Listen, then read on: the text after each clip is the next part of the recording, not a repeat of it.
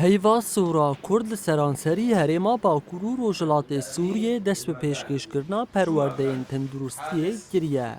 Di perwerdeyan da heyva sor waneyan li ser çawaniya rûbirûbûna li gel rewşên awarte ango berevaniya sivîl û alîkariyên destpêkî pêşkêş dike.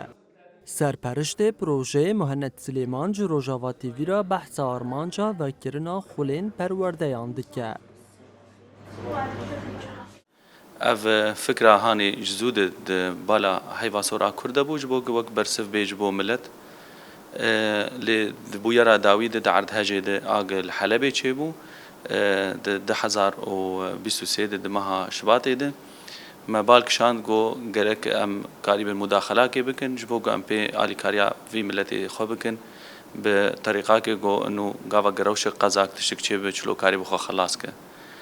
Ev programê me دعما مستوصفى شيخ مقصود ملي تندرستي تيد هي جبر جو بشي عرض هجي قالك لاوازي وكيماني هبو دملي طبي جبو كسي لشيخ مقصود جيان دكن وقت دنجي كي دبي بروجرام مدى ام دبيرا ما دبير كولان جبو منطقة شهباي جبو كامبي شهبا كسي قول ورجيان دك جبر بشي عرض هجي قالك كوچ بري چبو باليوان كامباد Plana heyva sora Kurd e wekû bi hezaran welatiyên herêmê perwerde bike.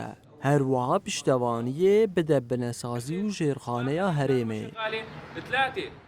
Perwerdê ji bo sivîla di perwerdece me hene perwerdê berevaniya sivîl dîfa medenî û perwerdê isaf awelî. Perwerdê dîfa medenî em 10,000 kes hedef digirin li Qamişlo û li milê Şêx Mexsûd û Şehba wekî din jî 100 hebê pispor karî bin mudaxela bûyerê bikin û ji bo isaf awelî em 8,000 kes em hedef digirin di giştî Rojava de û Şêx Mexsûd û Şehba jî û 100 kesê pispor wek mus'ef karî bin jî mudaxela bûyerê dîfa medenî bikin direkt. منشآت هنجي تعمير بكن وآليات هاجي كي ام هنجي كي ام بردواميا تعمير اوان بكن شخو حتى 2 سالاي بروجه دست بكريه وقت برنامج هيوا سور ج مها 11023 و پروردجي بردوام بن حتى هيوا ده 1025 Projeya heyva sora Kurd seranserî herêmê bi rêva diçe û dê heta dawiya salê dewam bike.